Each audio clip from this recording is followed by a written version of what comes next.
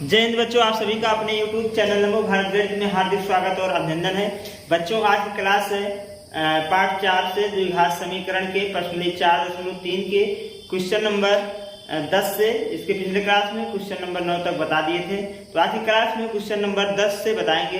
तो चलिए आज की क्लास शुरू करते हैं। तो बच्चों, क्वेश्चन नंबर 10 है, कह रहा है कि इसमें मैसूर और बेंगलोर के बीच दो शहर है, मैसूर और बेंगलोर के बीच 132 किलोमीटर यात्रा करने में एक एक्सप्रेस गाड़ी सवारी गाड़ी से 1 घंटा का समय कम लेती है। जो एक्सप्रेस वाली गाड़ी है सवारी गाड़ी से 1 घंटे का समय कम ले रही है।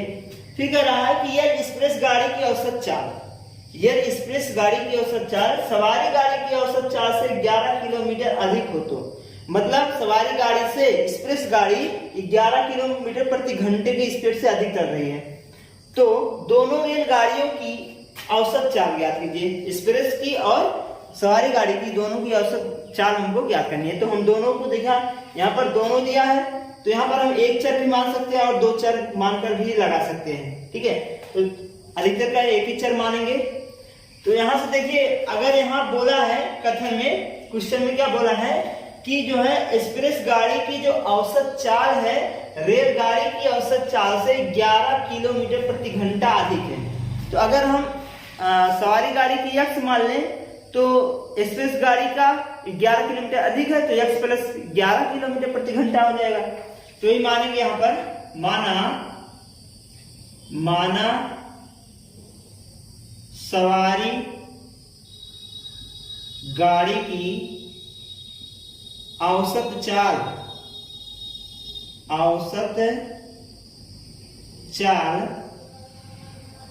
x किलोमीटर प्रति घंटा तथा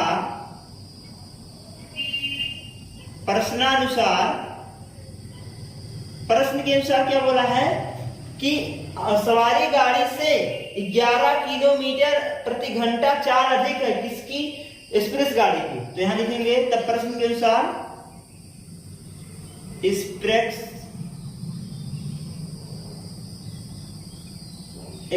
गाड़ी की औसत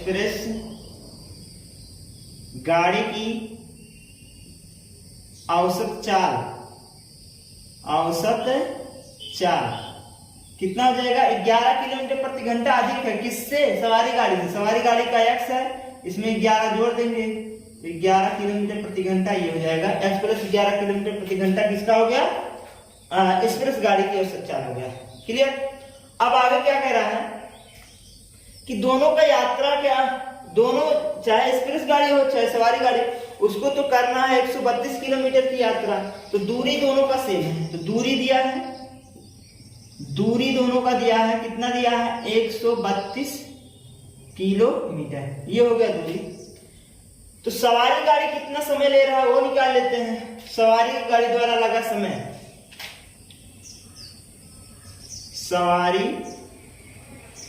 गाड़ी द्वारा लगा समय, ये जो सवारी वाला गाड़ी है, सवारी वाला जो गाड़ी है वो मैसूर से बेंगलोर जाने में कितना समय ले रहा है वो निकाल ले रहे हैं। तो आपको पता है सूत्र समय बराबर क्या होता है? दूरी बटे चाल, और दूरी हमको दिया कितना? 132 किलोमीटर, और चाल कितना है सवारी गाड़ी की? x है, इतना किलोमीटर, ये हो गया इतना घंटा। 132 बटे x घंटा आ गया किसका? सवारी गाड़ी की समय कितना है? 132 बटे x। अब देख लेते हैं एक्सप्रेस गाड़ी कितना समय लगा रहा है। तो एक्सप्रेस गाड़ी द्वारा लगा समय, इसका समय निकाल लेते हैं। वही सूत्र रहेगा, दूरी बटे चाल। दूरी तो सेम रहेगा 132 किलोमीटर, और चाल इसका कितना है? x प्लस 11 किलोमीटर प्रति घंटा, तो समय है तो क्या हो जाएगा? घंटा हो जाएगा। तो एक्सप्रेस गाड़ी जो कितना समय लिया? 132 बटे x प्लस 11, और जो सवारी गाड़ी है वो कितना समय ले रहा है? 132 बटे x घंटा। ठीक है, लेकिन प्रश्न में क्या बोला है कि जो पहुंचने में समय लग रहा है एक्सप्रेस गाड़ी का, वो जो है सवारी गाड़ी से 1 घंटे का समय कम ले रहा है। प्रश्न ये कह रहा है, तो प्रश्न के अनुसार अगला कंडीशन प्रश्न के अनुसार देखते हैं। यहां बोल दिया है कि सवारी गाड़ी से 1 घंटे का समय कम लेता है। कौन? एक्सप्रेस गाड़ी। तो एक्सप्रेस गाड़ी द्वारा लगा समय बराबर एक्सप्रेस गाड़ी द्वारा लगा समय किसके बराबर होगा? जो औसत चाल है, औसत जो सवारी गाड़ी की समय है उससे 1 घंटे का समय कम ले रहा है। तो सवारी गाड़ी द्वारा लगा समय, सवारी गाड़ी द्वारा लगा समय और माइनस 1 घंटा और घटा देंगे। प्रश्न में ही बोला ना कि एक्सप्रेस गाड़ी सवारी गाड़ी से 1 घंटे का समय कम लेती है। एक्सप्रेस गाड़ी सवारी गाड़ी से 1 घंटे का समय कम लेती है। तो जो एक्सप्रेस गाड़ी का समय है सवारी गाड़ी में से 1 घंटे का क्या कर देंगे? घटा देंगे। तो 1 घंटे का समय क्या कर रही है? 1 घंटे का समय कम ले रही है। क्लियर? अब यहां से आ जाइए, एक्सप्रेस गाड़ी का समय कितना है? 132 बटे x प्लस 11। तो यहां रख देते हैं 132 बटे x प्लस 11 बराबर सवारी गाड़ी द्वारा कितना समय लग रहा है? 132 बटे x, ये हो गया। और माइनस 1 घंटे का समय कम हो रहा है। ठीक, ये हो गया। अब इसको सॉल्व कर लेते हैं। ये प्लस है, इधर आएगा तो माइनस बन जाएगा। तो ये हो गया 132 बटे x प्लस 11 माइनस 132 बटे x और बराबर हो गया यहाँ पर माइनस 1। ठीक, और अगर इसको सॉल्व करें थोड़ा से तो 132 दोनों में कॉमन दिख रहा है। 132 हो गया कॉमन, बचा कितना? 1 बटे x प्लस 11 और माइनस 1 बटे x और बराबर कितना हो गया? माइनस का 1। क्लियर? अब आगे देखते हैं, इसको थोड़ा और सॉल्व कर लिया जाए तो ये हो जाएगा 132 निकाल लेते हैं x प्लस 11 और x का लासा ले लेते हैं तो हो जाएगा x प्लस 11। ये हो गया लासा। अब और देखते हैं, चाहे तो त्रिया गुणा कर लीजिए। 1 गुणा x में गया तो x हो जाएगा और 1 गुणा इसमें गया तो माइनस x माइनस 11। ठीक, त्रिया गुणा हमने कर दिया है, नीचे गुणा नीचे हो जाएगा बराबर माइनस 1। इसको अगर सॉल्व कर दें तो 132 और यहां से minus x plus x cancel हो गया, 0 आ गया घट के, तो आया माइनस 11 बटे x प्लस 11 और ब्रैकेट में माइनस बराबर माइनस 1। ठीक, ये हो जाएगा। अब 11 का 132 में अगर हम गुणा करा दें तो ये हमारा हो जाएगा 11 दूनी 22 और 11 तिया 33, 33 2 35, 35 के 5 हाथ से 2 3 और 11 के 11, 11 3 14। कितना हो जाएगा? 1452 हो जाएगा और भी माइनस में, और बटे में कितना हो जाएगा? x प्लस 11 बराबर माइनस 1। तिर्यक गुणा करा लेते हैं, इसका बटा 1 बना के, इसका गुणा यहाँ इसका गुणा यहाँ, तो माइनस 1452 बराबर ये गया इसके पास तो माइनस बन गया x प्लस 11 हो जाएगा। तो हो जाएगा 1452 बराबर x गुणा x में x स्क्वायर, x गुणा 11 में तो माइनस 11x। ठीक है, यहाँ 11 हो जाएगा। इसका पक्षांतर कर लीजिए, सबको इधर ले आइए तो हो जाएगा x square plus 11x minus 1452 बराबर 0। ये हमारा बन गया द्विघात समीकरण। क्या बन गया? द्विघात समीकरण बन गया। अब हम यहां से लगा देते हैं श्रीधराचार्य सूत्र, जिसे कहते हैं द्विघातीय सूत्र। तो यहां से लगाएंगे, सबसे पहले तुलना करा लेते हैं किससे? ax square plus bx plus c बराबर 0 से तुलना करने पर तुलना कर लीजिए। a बराबर कितना आएगा? 1, b बराबर कितना आएगा? माइनस 11 आएगा, शायद प्लस 11 आएगा, और c बराबर कितना आ जाएगा -1452। क्लियर, इतना हो जाएगा। अब सूत्र लिख लीजिए, x बराबर -b plus minus under root b square minus 4ac और अपान 2a। मान रख दीजिए x बराबर b का मान कितना है 11 है, plus minus under root b square मतलब माइनस 11 का वर्ग कर दीजिए और यहाँ माइनस से माइनस लिखेंगे 4 गुणे a मान कितना है 1 है, 1 रखेंगे और c का मान है -1452 है और रख देंगे और बटे में कितना है 2a, एक मान कितना है 1 रख देते हैं और आगे सॉल्व करिए इसको। थोड़ा और इसको सॉल्व कर लेते हैं तो x बराबर आ जाएगा हमारा -11 और प्लस माइनस अंडर रूट, इसको 11 की रहिया करेंगे तो 121 होगा।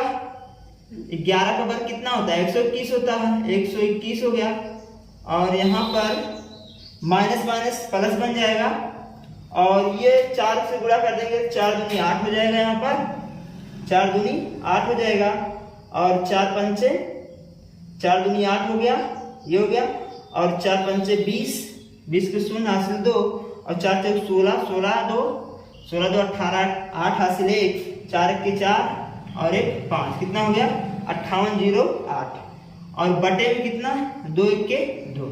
तो x बराबर -11 प्लस माइनस अंडर रूट, इसको और थोड़ा सॉल्व कर लेते हैं, दोनों को जोड़ लीजिए 8 1 9 हो जाएगा और 0 में 2 जोड़ेंगे 2 आएगा, 8 में 1 जोड़ेंगे तो 9 आएगा और ये हो जाएगा 5, कितना हो जाएगा 59 है 29 और बटे में कितना 2। x बराबर हो जाएगा -11 प्लस माइनस 59 29 का वर्गमूल अगर निकाला जाए तो 59 29 का वर्गमूल होता है 77, इसके स्थान पे हो गया 77 बटे 2। अब क्या करेंगे प्लस लेने पर एक बार माइनस लेने पर, अगर प्लस ले लिया जाए तो x बराबर हो जाएगा -11 और प्लस यहाँ लेंगे माइनस को हटा देंगे 77 बटे 2 हो जाएगा। तो x बराबर हो जाएगा हमारा 66 बटे 2, 2 से काटेंगे तो x बराबर आएगा 33। तो x की वैल्यू कितना आ गया 33 आ गया। अगर यहीं पर हम माइनस चिन्ह ले लें, यहाँ से देखिएगा माइनस लेने पर अगर माइनस चिन्ह ले लें यहाँ से तो x बराबर हो जाएगा -11, यहाँ से अपनी बार माइनस लेंगे तो हो जाएगा 77 बटे 2, दोनों को जोड़ लेंगे तो आएगा हमारा x बराबर -88 बटे 2 और ये कट जाएगा तो आएगा कितना -44, कितना आ जाएगा -44। अब ये हमारा आया है x वैल्यू माइनस में, इसको हम क्या कर देंगे छोड़ देंगे, कौन सा लेंगे प्लस वाला लेंगे, x बराबर 33। तो हमारा x क्या माने थे हम सवारी गाड़ी की 4 माने थे, तो इसको लिख लेंगे सवारी गाड़ी की औसत चाल बराबर 33 किलोमीटर प्रति घंटा और एक्सप्रेस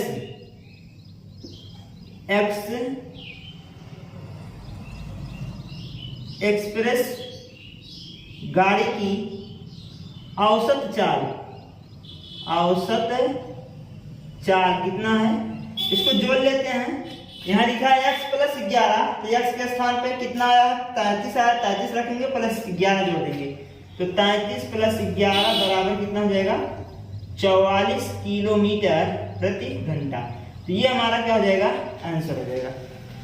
तो बच्चों ये था क्वेश्चन नंबर 10 जो हम इसको इस प्रकार से हल करेंगे। अब अगला क्वेश्चन नंबर है क्वेश्चन नंबर 11, चलिए इसको भी देख लेते हैं। बच्चों क्वेश्चन नंबर 11 है जो कि इस प्रश्न 4.3 का लास्ट क्वेश्चन है, इसको देख लेते हैं। कह रहा है कि 2 वर्गों के क्षेत्रफलों का योग, 2 वर्ग है उनका क्षेत्रफलों का योग जो है 468 मीटर स्क्वायर है।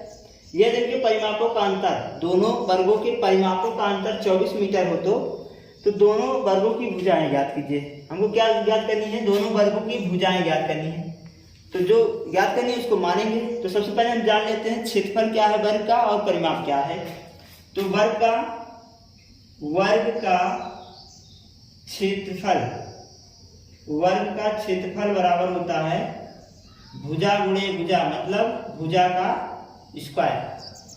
और जो वर्ग का परिमाप होता है, परिमाप वर्ग का परिमाप जो होता है वो होता है 4 गुणे भुजा। क्या होता है? 4 गुणे भुजा। ये है वर्ग का क्षेत्रफल और परिमाप। अब यहाँ देखिए, यहाँ 2 वर्ग दिया गया है, तो सबसे पहले एक वर्ग हम ये बना लेते हैं। मान लीजिए एक वर्ग ये हमारा हो गया और दूसरा वर्ग ये हो गया। दोनों अलग अलग हैं, बड़े छोटे हैं, सेम नहीं हैं। तो 2 वर्ग हो गया, ये पहला वर्ग हो गया, ये दूसरा वर्ग हो गया। कह रहा है इनके वर्गों का योग जो है, इनके वर्गों के क्षेत्रफलों का योग 468 मीटर स्क्वायर है, ये कह रहा है। तो अगर इसकी भुजा हम मान लें, ये हमारा पहला वर्ग है, फर्स्ट वर्ग है, और ये हमारा सेकेंड वर्ग है, दूसरा वर्ग है। ठीक, 2 वर्ग हैं, दोनों वर्गों का क्षेत्रफल हम निकालेंगे। तो सबसे पहले हमको भुजा पता होना चाहिए। तो मान लेते हैं पहला वर्ग है, पहले वर्ग की भुजा मान लेते हैं x है, इसकी भुजा मान लेते हैं क्या है? x है। क्योंकि वर्ग की सभी भुजाएं बराबर होती हैं, तो अगर ये x है तो ये भी x होगा, सब चारों भुजाएं x ही होगा। और इसकी भुजा मान लेते हैं, ये भुजा क्या है? y है, इसकी भुजा क्या है? y है। तो ये पहला वर्ग है, दूसरा वर्ग है, इसकी भुजा x माना है, इसका भुजा क्या माना है? y माना है। ठीक है, तो अगर ये x है, ये y है, तो इसका क्षेत्रफल क्या हो जाएगा? तो पहले वर्ग का क्षेत्रफल क्या हो जाएगा? भुजा स्क्वायर। क्षेत्रफल क्या होता है? भुजा स्क्वायर। भुजा क्या माना है? x है, तो इसका x वर्ग हो जाएगा। ठीक है, अगर इसका हम माने तो ये हमारा y है, तो इसका क्षेत्रफल क्या हो जाएगा? इसका क्षेत्रफल क्या हो जाएगा? y स्क्वायर हो जाएगा। ये x स्क्वायर, ये y स्क्वायर हो जाएगा, क्योंकि क्षेत्रफल क्या होता है? भुजा का स्क्वायर है। भुजा आप लोग y माना है तो y का वर्ग, x माना है x का वर्ग। तो जो हमने इस तरह किया इसको हम लिखेंगे। ठीक है, तो चलिए यहाँ पर लिख देते हैं। माना पहले वर्ग की भुजा, पहले वर्ग की भुजा x मीटर तथा दूसरे वर्ग की भुजा y मीटर है। यहाँ पर आपको 2 चर मानना ही मानना पड़ेगा, एक चर से काम नहीं चलेगा। ठीक है, अब कह रहा है इनका क्षेत्रफल निकालिए। पहले वर्ग का क्षेत्रफल ले लेते हैं। पहले वर्ग का क्षेत्रफल बराबर, भुजा स्क्वायर होता है क्षेत्रफल, तो x का स्क्वायर हो जाएगा, और दूसरे वर्ग का क्षेत्रफल क्या हो जाएगा? y है, तो y स्क्वायर हो जाएगा। ठीक है, इतना तो बात समझ में आ गई होगी। अब कह रहा है प्रश्न के अनुसार देखते हैं। प्रश्नानुसार, प्रश्न में क्या बोला है कि दोनों वर्गों के क्षेत्रफलों का योग 468 है। तो हम क्या करेंगे? दोनों को जोड़ दीजिए और 468 के वर्ग के बराबर कर दीजिए 468 के। ठीक है, तो ये हमारा हो गया, इतना मीटर स्क्वायर लिखेंगे, मीटर स्क्वायर। ठीक, तो ये हो जाएगा हमारा क्षेत्रफलों का योग। तो क्षेत्रफल का योग करिए, x square plus y square, और किसके बराबर है? 468 के, तो 468। ठीक, ये हो जाएगा। ये हमारा होगा क्वेश्चन नंबर 1। कितना हो गया? क्वेश्चन नंबर 1 और समीकरण नंबर 1 बन गया। अब आगे देखते हैं। कह रहा है यह इनके परिमापों का अंतर। अब परिमाप निकाल लेते हैं। पहले वर्ग का परिमाप, पहले वर्ग का परिमाप, पहले वर्ग का परिमाप कितना हो जाएगा? परिमाप बराबर क्या होता है? 4 गुणे भुजा। तो भुजा क्या माना है? x, तो 4x। फिर दूसरे वर्ग का परिमाप, दूसरे वर्ग का परिमाप क्या माने हो? y माने हो भुजा, तो जाएगा 4y। ठीक, इतना तो हो जाएगा। अब प्रश्न के अनुसार अगला कंडीशन, ये तो पहला था। क्या कर रहा है? इनके परिमापों का अंतर 24 मीटर है। तो अगर 24 मीटर है तो परिमापों का अंतर कर दीजिए, पहले का माइनस दूसरे का।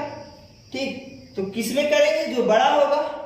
बड़ा कौन है? हम मान लेते हैं पहला वाला बड़ा है, दूसरा वाला छोटा है, तो पहले में से दूसरे वाले घटा दीजिए, दोनों का अंतर कर दीजिए। तो 4x माइनस 4y बराबर कितने के हैं? 24 के बराबर है। परिमापों का अंतर, पहला परिमाप दूसरा परिमाप, अंतर कर दिए 24 के बराबर कर दिए। चार चार कॉमन है, 4 कॉमन ले लीजिए, x माइनस वाई बचेगा बराबर हो जाएगा 24, और 4 से काटेंगे 4 6 24 होता है, तो x माइनस वाई बराबर कितना हो गया 6। ये हमारा हुआ समीकरण नंबर 2। अब समीकरण 1 और 2 से देखते हैं। यहां से किसी एक का मान निकालकर समीकरण नंबर 1 में रख देंगे, क्योंकि यहाँ पर हमको 2 चर मिला है, द्विघात समीकरण में 2 चर नहीं होने चाहिए, ठीक है। तो यहाँ से हम क्या करते हैं, y की वैल्यू निकालकर यहाँ रख देते हैं, यहाँ से y की वैल्यू निकालकर यहाँ पर रख देते हैं। तो अगर यहाँ से हम y की वैल्यू निकालें तो हमारा y बराबर कितना हो जाएगा, ये गया उधर, तो y बराबर कितना हो जाएगा, ये आया इधर x माइनस 6 हो जाएगा, y बराबर कितना हो जाएगा x माइनस 6। ये जो y बराबर हमने निकाला है x माइनस 6, इसी को क्या करेंगे समीकरण 1 में रखेंगे, तो लिखेंगे y का मान, या करके यहाँ दे देते हैं, y का मान समीकरण किसमें, 1 में रखने पर, 1 में रख दीजिए, 1 यहाँ है, ये हमारा हुआ X square plus Y, Y की वैल्यू कितना है x माइनस 6 है, यहाँ रखेंगे, और बराबर 468, कितना है 468 है, ये हो जाएगा। a माइनस बी का होल वर्ग खोलिए, a का वर्ग प्लस b का वर्ग मतलब 36 हो जाएगा, b का वर्ग, और माइनस 2 है b, तो 6 दूनी 12 होता है, 12x हो जाएगा बराबर 468। ये है a माइनस बी का होल वर्ग हमने खोला है, तो a square plus B square minus 2ab बन गया, ये हो जाए। अब इनको पक्षांतर करके इधर लाएंगे, तो x स्क्वायर 2x स्क्वायर हो गया, और ये माइनस 12x हो गया, और ये इधर आएगा तो ये 36 था, प्लस में माइनस में 468 हो जाएगा बराबर 0। क्लियर, तो ये जाएगा 2x स्क्वायर माइनस 12x, घटा देते हैं, 8 में से 6 गया तो आएगा 4, और ये है 6, 468 है, 6 में से जब 3 घटाएंगे तो आएगा 3, और यहाँ आ जाएगा 4, और ये माइनस में से घटा रहे तो माइनस लग जाएगा नीचे, ये आ गया 434, कितना आ गया 434 हो गया, ठीक है। सॉरी, यहाँ 2 आएगा, जो घटाएंगे कितना आएगा 2, तो आ गया 432, कितना आ गया 432, ये हमारा। अब यहाँ से देखिए 2 इसमें भी है, 2 इसमें है, 2 इसमें, 2 हम क्या करते हैं कॉमन ले लेते हैं, 2 अगर हम कॉमन ले लें तो x स्क्वायर माइनस 6x हो जाएगा, और माइनस ये कितना हो जाएगा 2 दूनी 4, 2 के 2, 2 6 12, 216 हो जाएगा, कितना हो जाएगा 216, 2 से 0 में भाग करेंगे 0 बन जाएगा, आएगा x square minus 6x minus 216 बराबर 0। हमने क्या किया, थोड़ा छोटा कर दिया है द्विघात समीकरण को, और कोई अंतर नहीं आएगा मान पे, ठीक है। तो हमने यहाँ से 2 कॉमन लिया, यहाँ से 2 कॉमन लिया, यहाँ से 2 कॉमन लिया, तो कितना बन गया, 2 से हमने भाग कर दिया 0 में, तो 0 बन गया, बचा कितना x square minus 6x minus 216, ये हमारा द्विघात समीकरण हो गया। अब यहाँ से अगर तुलना कराएं, ax square plus bx plus c बराबर 0 से क्या करें, तुलना करने पर, तुलना करिए, a बराबर 1, b बराबर माइनस 6, c बराबर माइनस 216, क्लियर। अब सूत्र रख दीजिए, x बराबर minus B plus minus under root B square minus 4ac और अपान 2a, इसी में मान रखना है। चलिए मान रख लेते हैं, x बराबर माइनस बी का मान कितना माइनस 6, माइनस पहले से लगा है तो माइनस माइनस 6 हो गया, plus minus under root.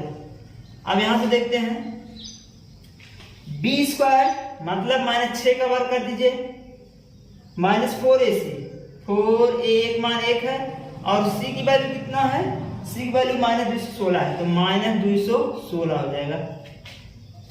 x बराबर 6 का माइनस माइनस प्लस बन जाएगा, बटे 2a कर दीजिए, एक मान 1 है, 6 का plus plus minus minus plus बन जाएगा, प्लस माइनस अंडर रूट 6 का वर्ग करेंगे 36 हो जाएगा, और इसका गुणा कर लेते हैं, माइनस माइनस प्लस बन जाएगा, 4 6 24 के 4 हासिल 2, 4 1 के 4 2 6, और 4 दूनी 8, कितना हो गया 864 हो गया, और बटे में कितना 2 1 के 2, x बराबर 6 प्लस माइनस अंडर रूट, इसको जोड़ लेते हैं, 6 4 10 के 0 हासिल 1, और 6 3 9 1 10 को शून्य और ये हो जाएगा 9, 900 हो गया। और बटे कितना 2, हमारा कितना हो गया 900 हो गया। 900 को वर्गमूल निकाल लीजिए, 6 प्लस माइनस अंडर रूट 900 का वर्गमूल कितना होता है 30 होगा, 30 बटे कितना हो गया 2। अब एक बार प्लस चिन्ह लेने पर, प्लस चिन्ह लेने पर, जब प्लस चिन्ह लेंगे तो x बराबर 6 प्लस 30 बटे 2 जोड़ लीजिए 36 बटे 2 और 2 से भाग करेंगे 18 से 36 होता है तो x वैल्यू कितना आ गया 18 आ गया। x वैल्यू कितना आया 18 आ गया। अब माइनस चिन्ह ले लीजिए, माइनस चिन्ह लेने पर, माइनस चिन्ह लेंगे तो x बराबर 6 माइनस 30 बटे 2, इसको घटाएंगे कितना आ जाएगा माइनस का 34 बटे माइनस का 24 बटे कितना 2, 12 दूनी 24 होता है, x बराबर माइनस 12 आ जाएगा। अब ये तो माइनस में आया है, इसको हम क्या कर देंगे छोड़ देंगे, लेंगे कौन सा x बराबर 18 वाला, कौन सा लेंगे x बराबर 18 वाला लेंगे। अब आगे देखिएगा x वैल्यू कितना आया है 18 आया है, ठीक है, x वैल्यू कितना आया है 18 आया है। अब यहां से देखिए पहली भुजा क्या माने थे, पहले वर्ग की भुजा क्या माने थे x माने थे और x वैल्यू कितना है 18, तो पहली भुजा का वर्ग कितना आ गया 18 मीटर। और दूसरी वैल्यू क्या माने थे y माने थे, तो y की वैल्यू भी हमको निकालना पड़ेगा, किसकी वैल्यू y की वैल्यू निकालना पड़ेगा। तो निकाल लेते हैं, चाहे समीकरण 1 में रख के चाहे समीकरण नंबर 2 में रख के x की वैल्यू और y की वैल्यू निकालेंगे, ठीक है। तो यहाँ लिखेंगे x बराबर 18 समीकरण 2 में रखने पर, समीकरण 2 में रखने पर 2 कहाँ हमारा यहाँ है, तो x वैल्यू 18 है माइनस y बराबर 6, ये हो जाएगा। इनको पक्षांतर इधर करिए, इनको पक्षांतर इधर, तो 18 माइनस का 6 बराबर y, तो y बराबर हमारा कितना हो जाएगा, घटा देंगे तो आएगा कितना 14, कितना आ जाएगा 14 आ जाएगा। तो y बराबर हमारा कितना आ गया 14 आ गया, 12, y बराबर हमारा कितना आ गया 12 आ गया। तो अगर y की वैल्यू 12 आया है और यहाँ x वैल्यू कितना आया है 18 आया है, तो यहाँ जो क्या माने थे पहले वर्ग की भुजा x माने थे, पहले वर्ग की भुजा बराबर कितना आया है x मीटर माने थे, x वैल्यू कितना है 18, तो ये हो जाएगा 18 मीटर। और दूसरे वर्ग की भुजा क्या माने थे y माने थे, y वैल्यू कितना आया है 12, तो हो जाएगा 12 मीटर। तो ये हमारा क्या हो जाएगा आंसर हो जाएगा बच्चों। इस प्रकार से हम इसको क्वेश्चन नंबर 11 को हल करेंगे। और ये हमारा पर्सनली 4.3 का लास्ट क्वेश्चन था, तो पर्सनली 4.3 हमारा यहाँ पर कंप्लीट होता है। तो अगले क्लास में आपको पर्सनली 4.4 के बारे में उनके क्या हैं कैसे हैं उनके बारे में बताएंगे और उनके उदाहरण को बताएंगे। तो बच्चों आज की क्लास बस यहीं तक। अगर ये क्लास आपको अच्छा लगा हो तो लाइक सब्सक्राइब और अपने दोस्तों के साथ भी शेयर करें और कमेंट में अपना कमेंट जरूर लिखें। जय हिंद बच्चों, धन्यवाद।